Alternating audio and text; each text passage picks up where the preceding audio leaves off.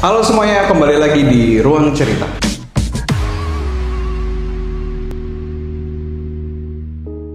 Ciku Gea, apa kabar? Alhamdulillah baik. Ciku Gea itu nama asli? Enggak, nama panggilan aja. Oh, nama aslinya? Baik Amalia Putri Gaesani, dipanggil Gea. Cuman Ciku tuh kayak nama apa ya? Nama buat-buatannya panggilan teman-teman. Oh, kayak zaman-zaman anak Unram zaman dulu tuh kayak ada Cici-nya kan, ada misalnya ada nama teman satu Bowo tuh. Iya. Cibowo gitu. Oh. Itu anak Unram mama sih. Angkatannya siapa? Angkatan. Ciku ini adalah seorang pelukis pasir ya, yang pertama di NTB dan mungkin satu-satunya apa ya? Tahu saya sih satu-satunya. Satu-satunya. Pertama sejak kapan sih mulai belajar? Ya, kalau belajarnya dari 2015. Terus mulai berani buat tampil 2016. Apa menariknya gitu waktu itu? Pasir gitu. Soalnya saya juga suka ngelukis di pasir kan. Nulis nama orang gitu kan, akhirnya kehapus sama air, jadi saya takut gitu. Jadi mendingan saya ngelukisnya di batu. Oke. Jadi apa sih menariknya melukis di atas pasir gitu? Kalau kita sih menarik ngelihatnya, tapi menurut pelukisnya sendiri tuh apa gitu? Yang pertama sih ngelihat pesaingnya ya, karena kan kalau seni itu relatif, jadi banyak awalnya saya memang skate biasa, tukang gambar pakai pensil hitam putih gitu, gambar muka orang buat karikatur gitu, yang mesen-mesen banyak dan semakin banyak juga saingannya. Itu mulai minat untuk gambar itu skate itu sejak kapan? Dari SMA. Oh, SMA. Dari SMA. Tapi SD tetap ya gambar gunung sama jalan sawah. Enggak sih. Enggak. Terus karena itu saingannya semakin banyak, terus jadi kayak mikir gitu apa ya biar kayak nggak ada saingan. Terus seni itu bisa dinilai lebih berharga lah. Karena kan waktu zaman saya jual karikatur tuh yang nawar tuh gila-gila gitu loh Kak. Oh, kayak jualan karikatur? Iya, bahkan tuh ada yang karena temen minta gratis kayak gitu. Terus saya mikir ini kan seni gitu ya, jadi kayaknya udah sepantasnya dihargain gitu. Jadinya pingin bikin satu seni yang memang mungkin dari segi harganya juga lebih tinggi, tapi kualitas yang kita kasih juga lebih bagus dan beda. Semakin gitu. sedikit pembuatnya semakin mahal. Iya gitu. Jadinya berpikir dari situ. Terus kebetulan ngelihat ajang pencarian bakat di mana ya waktu itu lupa, pokoknya Indonesia Mencari Bakat gitu. IMB. Terus IMB. Terus itu lihat Kak Vina. Oh iya, ada yang cewek itu ya. Terus dari situ kayak ngelihat tekniknya, oh kayaknya nggak begitu susah gitu sih, karena mungkin udah basicnya gambar ya, jadi mungkin kayaknya nggak terlalu susah nih kalau dipelajarin. Semakin tertarik, baru akhirnya cari tahu jenis pasirnya, alat-alatnya. Oh, pasirnya beda? Pasirnya beda. Nggak pasir kute gitu? Enggak, beda. Oh, pasirnya dari mana? Pasirnya tuh pasir silika namanya, dari batuan silika, tapi mesti ada prosesnya dulu buat jadi mes-mesnya halusnya segimana. Itu ada halus-halusnya. Ada. Kalau lebih kasar ada juga. Ada juga. Tergantung pelukis pasirnya sih, cocoknya sama mes berapa gitu. Oh, gitu. Ya. Dan itu ada di Lombok pasirnya? Enggak, saya ngambil dari Jakarta. Oh, beli. Pasir aja beli ya. Iya.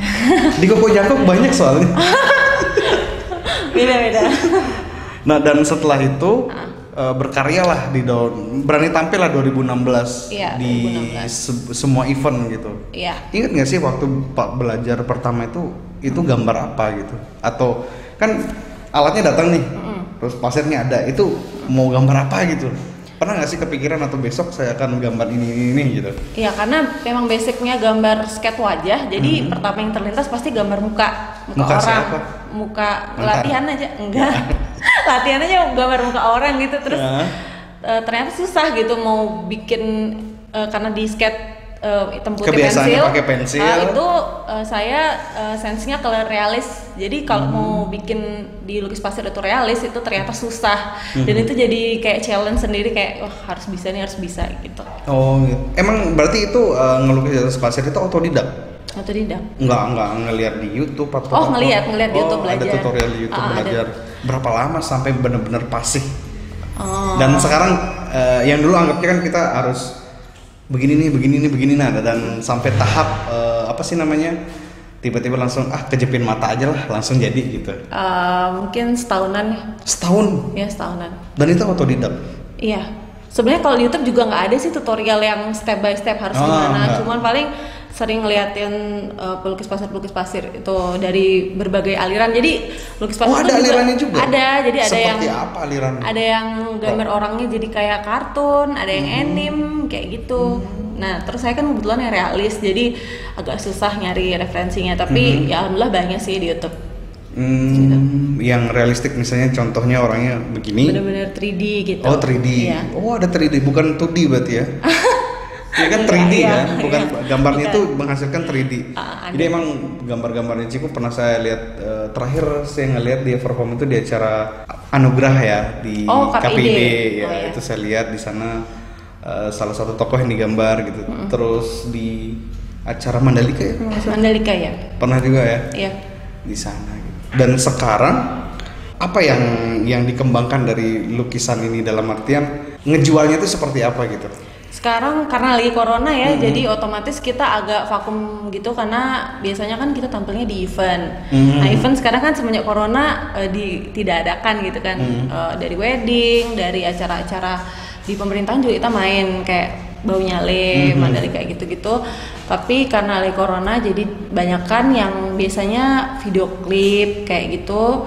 Terus buat hadiah ulang tahun, terus kampanye. Sekarang kan bentar lagi. Jadi kalau hadiah ulang tahun itu bukan video juga? Video juga. Orang yang ulang tahunnya. Sama biasanya dari kayak storytelling cerita. Storytelling.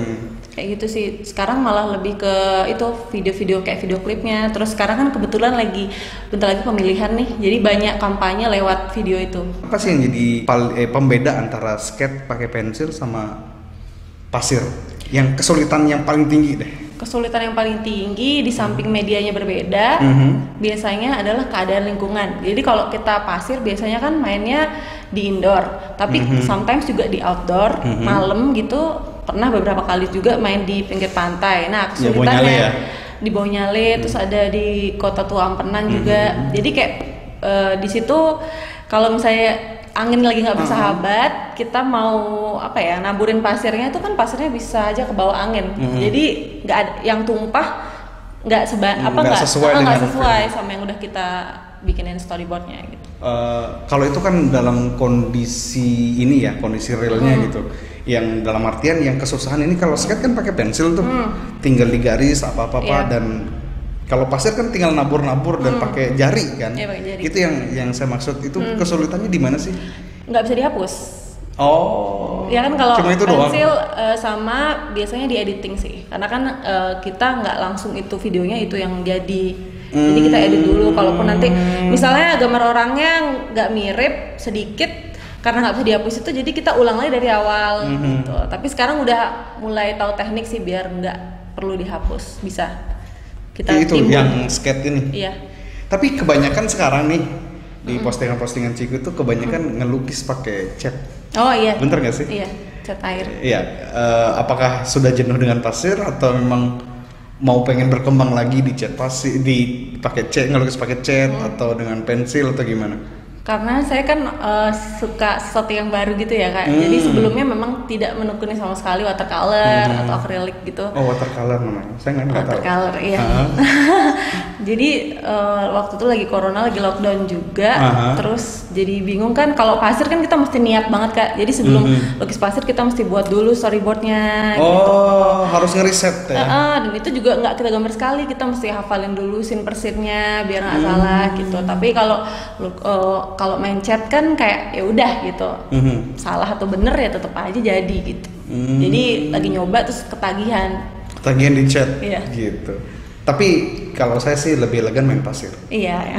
lebih mahal, looknya lebih mahal. Iya. Nah pernah nggak sih kalau misalnya event kan itu live cam gitu kan? Pernah nggak sih kalau itu tapping? Pernah, sering banget. Sering banget. Sering. Oh, berarti di depan itu tinggal gini-gini doang. Besok kalau butuh standman hubungi saya. Nah, ya. Biar saya aja begini-gini gitu di atas. Jadi tetap. Iya udah jadi. Oh itu sering banget tapping. Sering. Karena Medan berarti. Karena Medan dan budget juga sih. Oh. Iya. Oh kalau live itu lebih mahal. Iya lebih mahal. Dari kapan sih Ciku ini benar-benar berminat banget ke seni?